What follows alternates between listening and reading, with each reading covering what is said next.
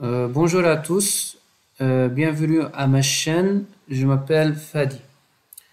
Aujourd'hui, dans cette vidéo, je vais vous expliquer la différence entre differential et derivative, le différentiel et la dérivée.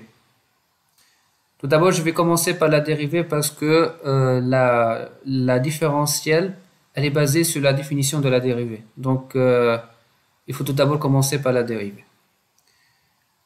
Donc en classe première, seconde, terminale, on a étudié déjà la définition de la dérivée pour une seule dimension.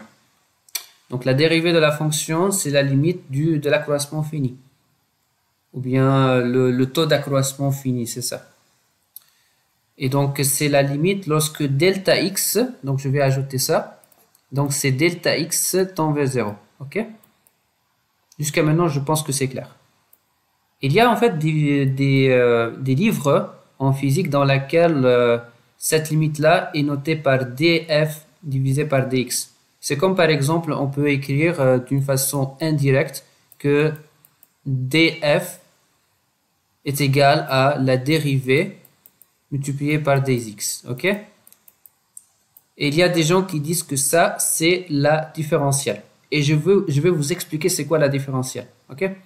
Donc, on va dire que une petite différence entre, par exemple, dxi plus 1 moins dx, ça c'est dx, et multiplié par la dérivée, ça va donner le différentiel. Ok? Une petite différentielle, c'est une petite différence. Ok? Donc, maintenant, je vais généraliser cette définition du différentiel en se basant sur la définition de la dérivée. Ok. Donc, maintenant, dans une fonction d'une seule dimension, la dérivée, c'est tout simplement c'est la limite du taux d'accroissement fini. Maintenant, je vais généraliser cette définition pour une fonction de multidimension. Et lorsqu'on a une fonction de multidimension, ça veut dire qu'on a plusieurs variables, que la fonction f dépend de plusieurs variables. Et là, à ce moment-là, on peut dériver par rapport à chaque variable. Donc, on aura, par exemple, si la fonction est de 3 dimensions, alors on aura 3 dérivées. Et pour chaque dérivée, donc on dérive par rapport à une variable donnée. Ok, donc on dérive premièrement par la première variable, par rapport à la première variable, ensuite par la deuxième et à la fin à la troisième. C'est clair? Et on aura à la fin un vecteur de 3 dimensions, donc de 3 éléments, qui s'appelle le gradient. Et c'est ça le gradient. Ok? Maintenant, je vais parler du différentiel. Tout simplement, le différentiel, c'est le produit scalaire entre le gradient multiplié par le vecteur des x, qui est tout simplement, c'est l'ensemble des vecteurs, ou bien, pardon, c'est pas l'ensemble des vecteurs, c'est le vecteur composé de plusieurs éléments. dx1, dx2, dx3, etc. Ok?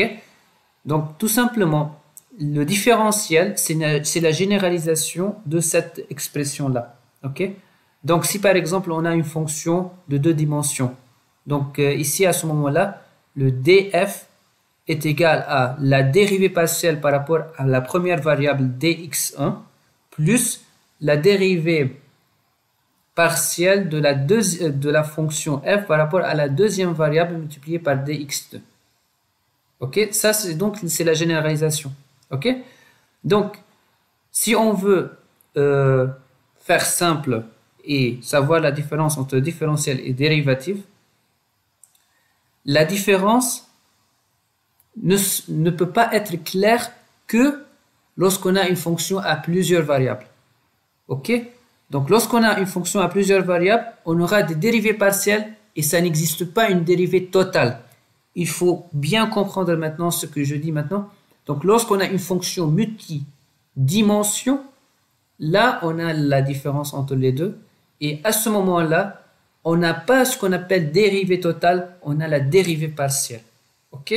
Et après, on peut définir la différentielle une fois qu'on a défini la dérivée partielle. Et c'est ça, c'est tout. OK?